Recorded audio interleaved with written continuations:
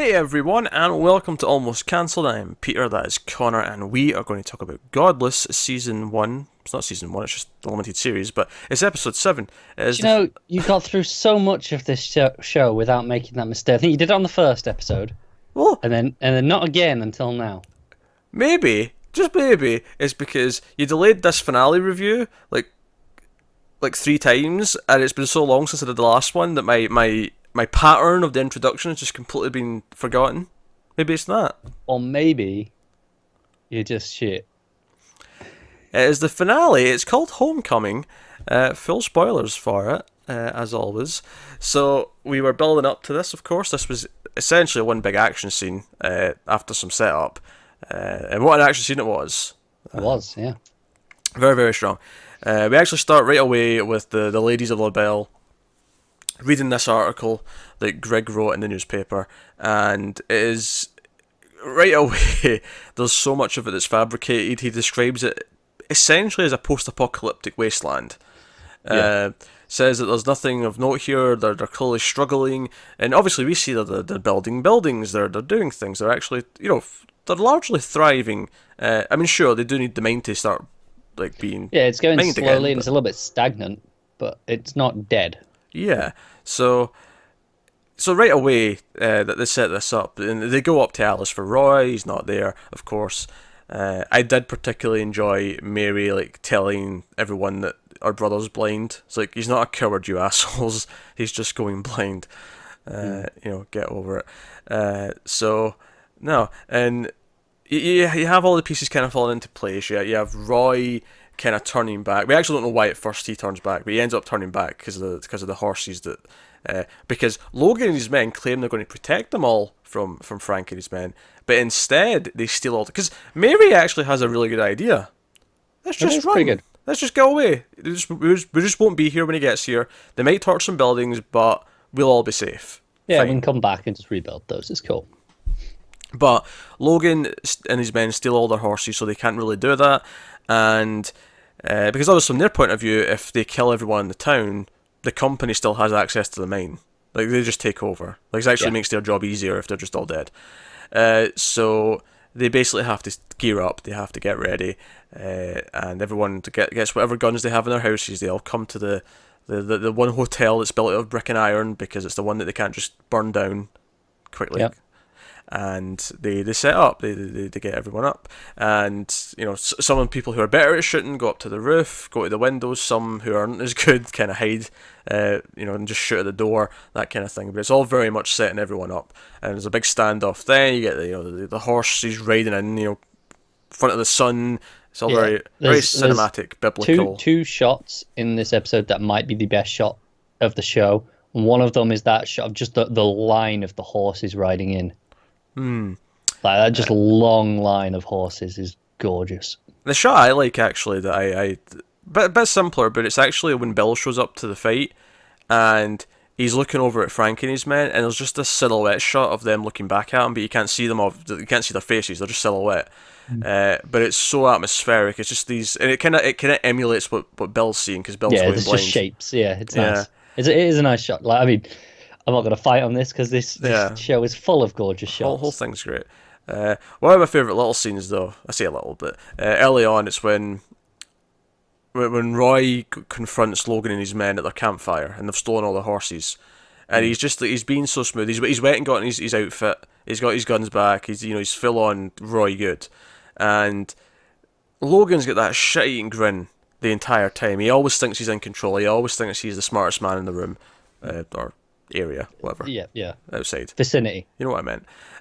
And as soon as he says, I'll take your horse as well because you ain't fit to ride one, I'm like, that's being predictive. He's about to shoot him. Yep. And sure enough, he shoots him in the leg, and Bill shows up. And he realises, of course, that, oh shit, Frank is definitely going to LaBelle. We have to go back. Here's what I do really like about the episode, though. I like that we do have a big grand moment of them arriving and them getting into the fight. It's a great big action moment. But I actually really appreciate that the ladies of the town actually hold them off for a long time on their own. As best as they can. They inevitably get overwhelmed, and that feels fair. They're untrained. But I like that, they're just from okay, they've got the advantage. We've got this building. We're looking down at them. We have the just off that point, it's like, okay, we should be able to hold a while. Yeah, and they hold a long time. They take out a lot of the men. In fact, if I'm going to make one honest critique of this episode, is that Frank's supposed to have 30 men. And maybe if you actually go through and count them, maybe it does add up to exactly 30. But I feel like I was seeing a lot of men get killed during this fight. It did feel that way. Maybe he picks up more that we don't realize. When we're told 30, because Yeah. we're always told 30 by people who, like people who are searching for him. It's like, oh, there's about 30. Maybe there's just more that we don't realize. Yeah, maybe. And hell, a couple of them get killed before they even get to LaBelle, because we have that scene where they go to Blackburn, and because we obviously we'd been speculating since we'd met these characters, oh, they're going to be the cavalry, and Whitey even has that idea. He goes to speak to them. He's not there to see Louise, he's there to see them, and they're debating whether or not they should intervene.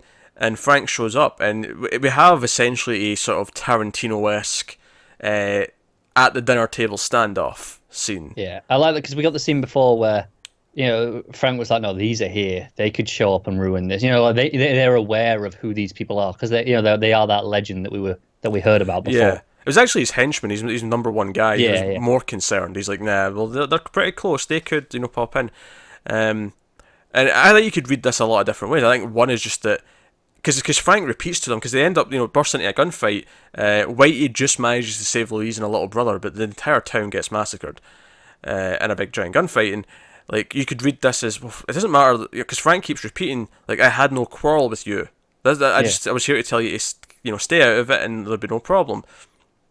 And he can't help but feel that it does. Like Frank maybe doesn't realize this, but it doesn't matter what he intends. Like he just brings trouble with him. He just brings chaos. That's it, because. Like Frank genuinely looks like he didn't want to be killing them. Like, Yeah. when he's killing the last guy there, sitting across the table, it's like, you don't even have a gun. You're not, like, I didn't want this. You could have avoided this. He genuinely looks annoyed that he's had to kill them.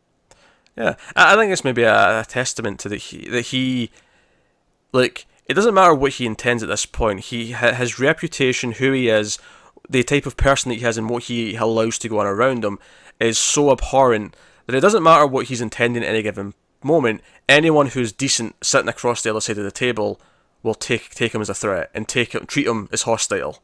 Yeah. So it does a lot of things that this whole setup, because it subverts our expectations to an extent, because we were expecting it to be the cavalry. Two, it actually sets up how dangerous they are, and it makes us like, okay, right, they've just done something really dark. Now, admittedly, this is not the darkest thing they do in the episode that really upsets us as viewers.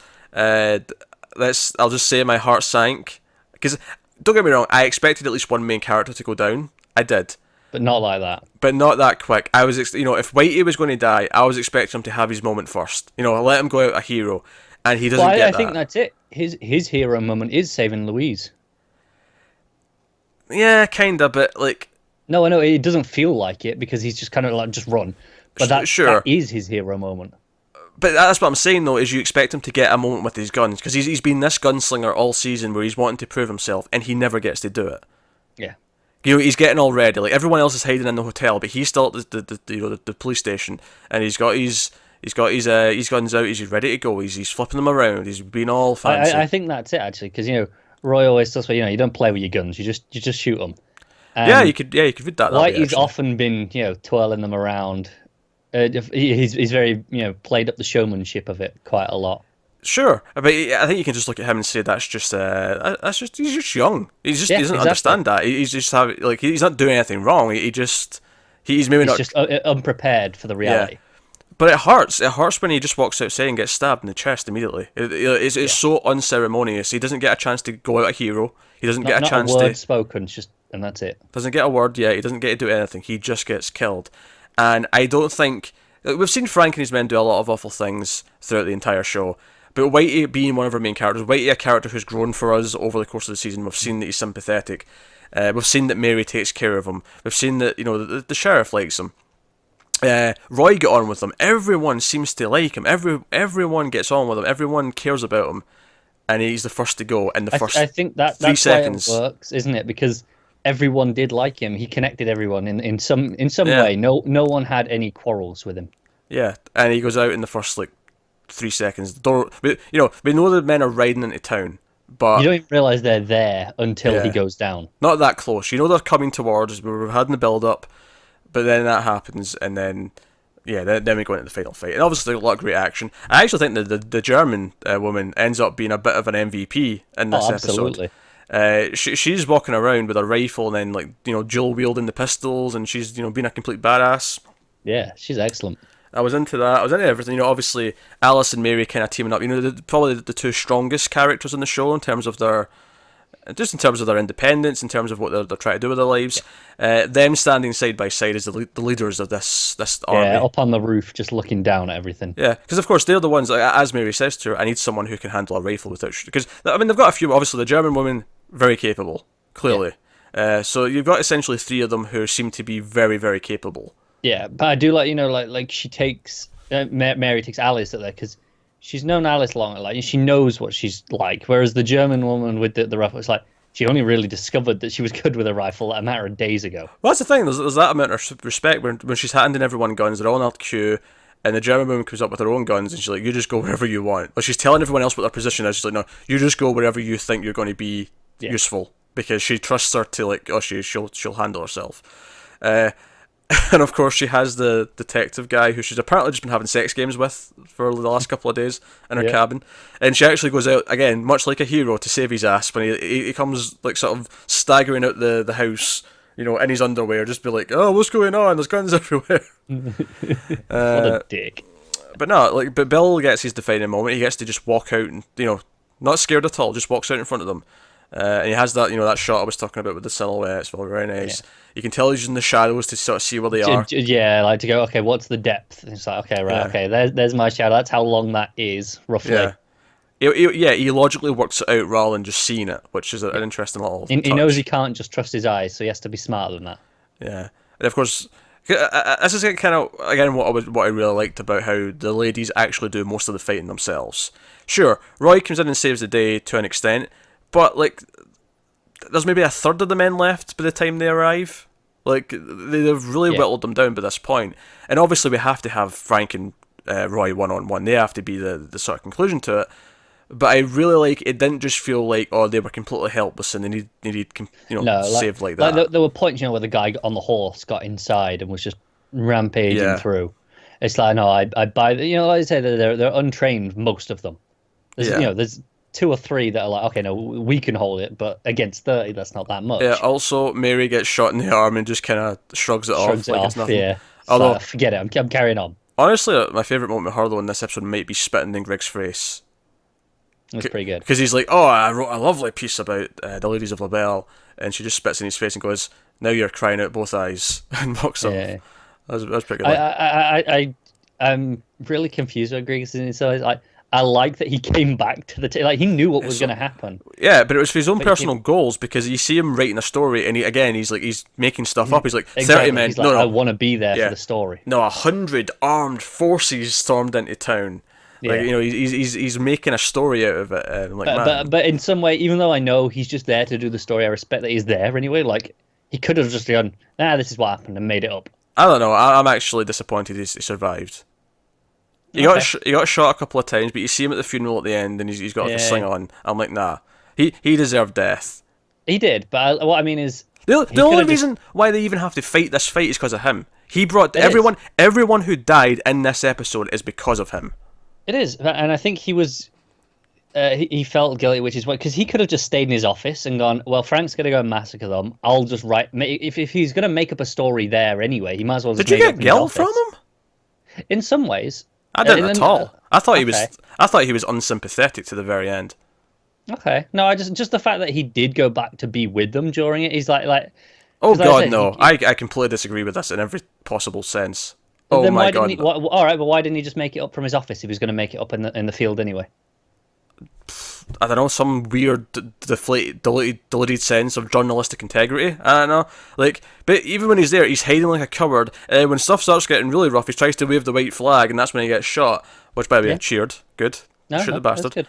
But no, I didn't get anything from him at all that was remotely redemptive or sympathetic, or he didn't seem to care that he did this to these people I never got that at No. all. Because Okay. when he comes back, like, because that's what I'm saying. The scene with Mary, he's like, "Oh, I wrote a lovely piece about you," and they're all like trying to like make plans to defend the town. Yeah. There's no hint from him whatsoever that he has a shred of guilt or a shred of decency in him. He's awful. He's one of the most unsympathetic characters in this. Frank is more sympathetic than he is. Oh, that's fair. I just think that maybe I'm just assuming things, but like I feel like he must be guilty. Like he must feel guilty, which is why he's there to at least experience what he's caused. He's aware of that. Nah, he's a complete weasel. I won't buy it for a second. All right, fair enough. He's a cesspool, living cesspool. So we have our big standoff moments. Music's really good throughout all this. There's, it changes from various moments to moments. There's some upbeat stuff. There's the more the horn stuff as we're getting slow motion of the German women like shooting off her guns, and then you get the really sort of upbeat heroic stuff as Bill and Roy are both kind of side by side with their rifles. You get all these moments. Little moments I loved. I love Mary like making sure everyone was dead after it was over. She just walked through the street like shooting them all one more time. Yeah. That was a nice touch. Oh, she's taking no chances. Louise going over to Whitey's body, of course, touching little moment. But it's all going to come down to a one-on-one thing with Frank and Roy. And of course Trucky's been like missing for most of the episode. He's been riding around. And Roy comes across Trucky and Frank. Frank's run into Trucky because Trucky's basically hurt his horse. His horse collapsed, and kind of like what we saw in the previous episode where he was like nervous about going through the sort of the steep hill with all the branches. Yeah, because that was the whole lesson was Roy taught him was, you can go under these trees because they're safe, but not these ones because the horse will trip. Yeah, and the horse is lying there in pain, and Frank like pulls out his gun. And he's like, "Oh, no, you're going to shoot him." And it's very reminiscent, of course, in the flashbacks to when he made Roy shoot the person, and he does. I think it plays a bit almost nice here in the sense that Frank feels very genuine. It's like, no, that horse is just going to be in pain. There's nothing anyone can do. Oh yeah, you've seen that in previous episodes, in the flashbacks. You've seen that he actually does care about the animals. Like he does have this this sense of nobility. But of course, there's a sinister twist to it because afterwards he's like, "Oh, tell me, son, have you got a pappy?" And he's like, "Oh, this is the start of a new cycle. Should he get his way?" But Roy sees this happening in front of him and stops it. He's like, "No, Trucky, you come over here." And he's like, "No, I'm not letting this happen to someone else. So that this cycle is not continuing. You're not doing this to him too." So it's the whole idea that he's a better father figure than Frank is because of what he's learned and because of what he's went through. We get that gorgeous one shot of them going out into the field for the duel, and the camera's very wide, very grand, and it's on a crane and it comes back round until they're equally at opposite sides of the frame. This is why it's in the 2.4:1 because you've got this nice big wide space with them at either end. Beautiful stuff. And also for that shot that I liked, so you can just fit that many horses on. Exactly. Like I say, there's been so many moments that would just not be as impressive had it been in a different ratio. They'd still look good because it's just good framing work. So that would, like if you just translate it down, it'd be closer, but it would still look good, just not as impressive. Yeah. So they have the duel. Roy wins. Of course, Frank. Unbeknownst to me, I was expecting Frank to finally say, "Oh, this is my death. I saw it. This is what I saw."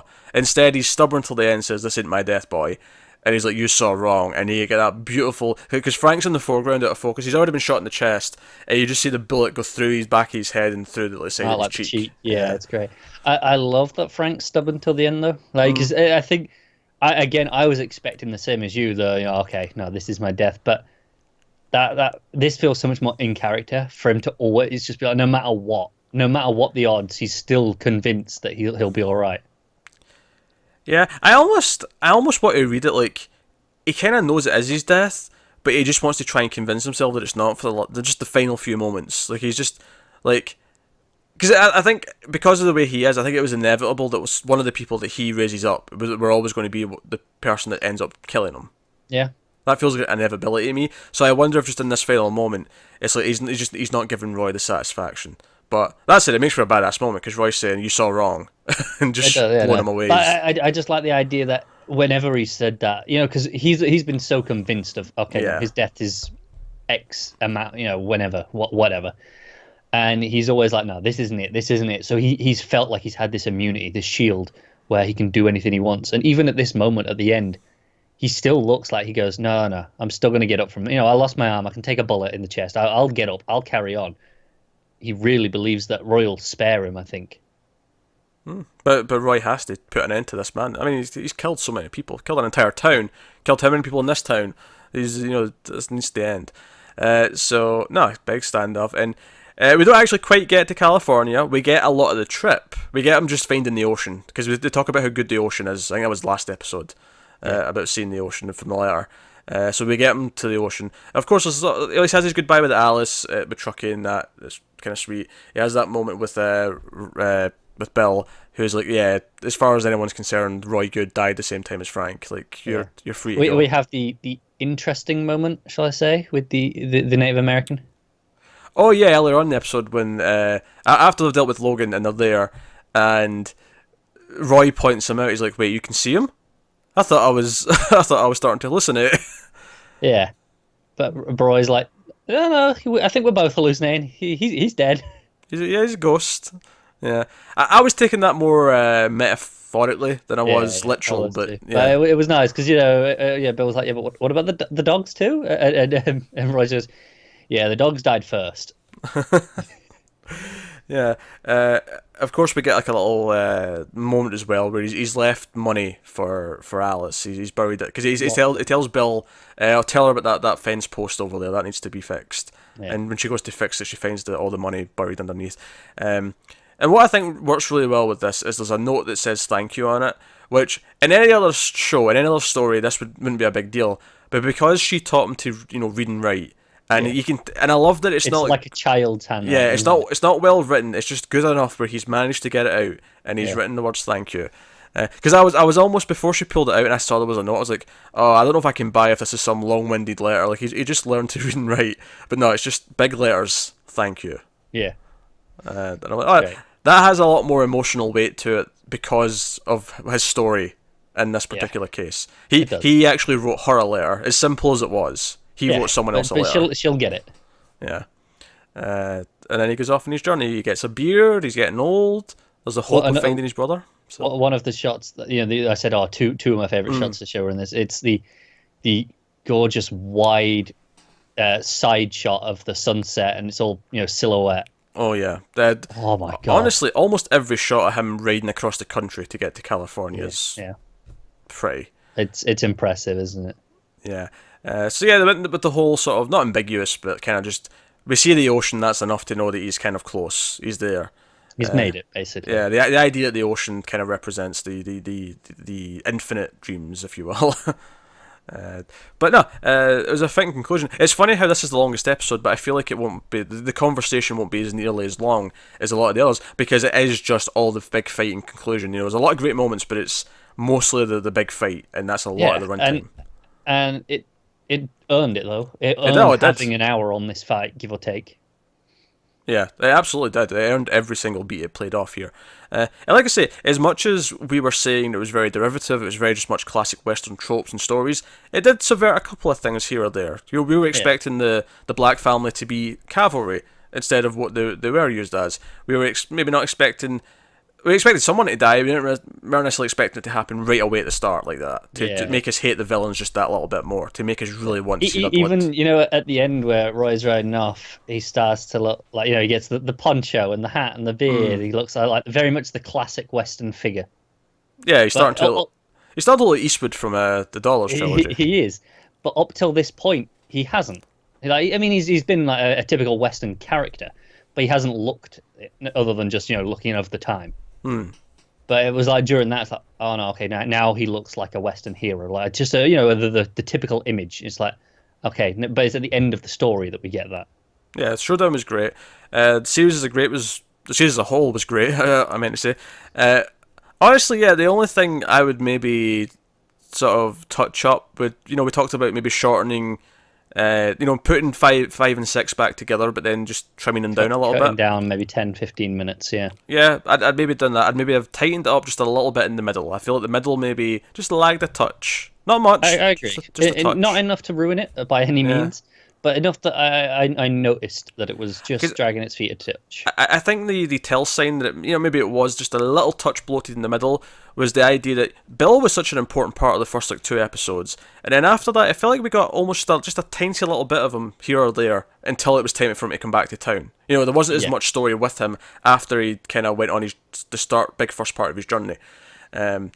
So they're just little things like that. But I mean, it's very minor. Overall, it is. It's enough that you notice, especially if you kind of look for it, like as we do.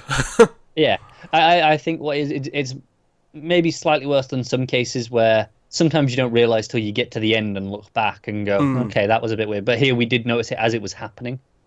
Yeah. So, but it doesn't ruin anything. It's still pretty damn good. It looks it might be the best looking TV show I've ever seen. Yeah. For now. That said, Netflix have got Altered Carbon coming in February, and the small snippets of footage we've seen of that so far. I mean, it might depend on taste which one looks better, but if that teaser trailer and the little clips are anything to go by, then should at least be on par. That'll be to cyberpunk cities in the future what this is to westerns in terms of TV shows. Just in terms of visuals, I mean, not no, in terms of quality, because again, it's a western, and if you like westerns, you'll like this. Basically, if you don't like westerns, you ain't gonna enjoy this. Which is funny actually, because Altered Carbon seems like it's a cyberpunk story about transferring consciousness. It's a very typical cyberpunk story. Yeah, it's. Again, I mean, maybe they'll be a bit more original than we expect. Oh, sure, yeah. We've not watched it yet. So the premise, really. So we can't judge it on that. But it could just be a very typical cyberpunk story, just looking incredible. But hey, so, no. That has been Godless. So apologies, the finale took a little bit longer to get to. Yeah, I just one other thing that I did really like. I like how the preacher finally shows up at the end. Oh, yeah, he shows up. Is it during the funeral he shows up? Yeah, it is. Yeah. And it's like, okay, it's not Godless anymore. Yeah, it's here. The town's complete again. Even though it's gone through all this, it's like, okay, no, this is what they were waiting for the whole time. Like this is why they've been building the church, expecting it. Oh yeah, that's a good point actually. He as Roy's leaving, Bill mentions, any idea why Logan's men were all sort of rounded up like they were, out by near the town?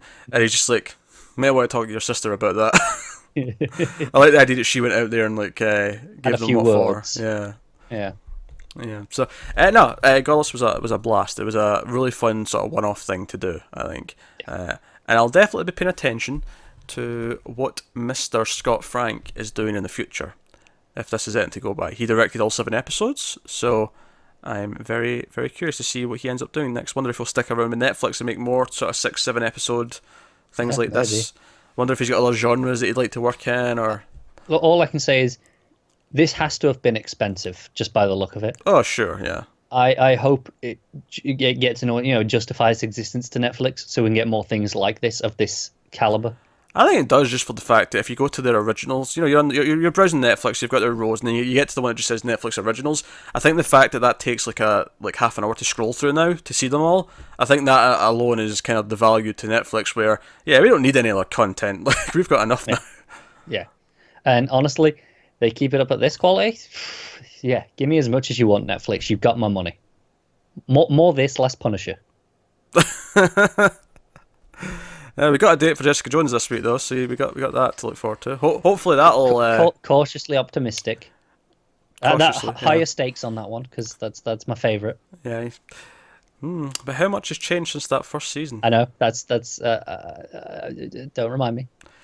But anyway, that's Godless. So by all means, let us know what you thought of the finale. Let us know what you thought of the series as a whole in the comments below. Like, subscribe, all that stuff. Get us on the Twitters at mailed_fuzz for channel updates.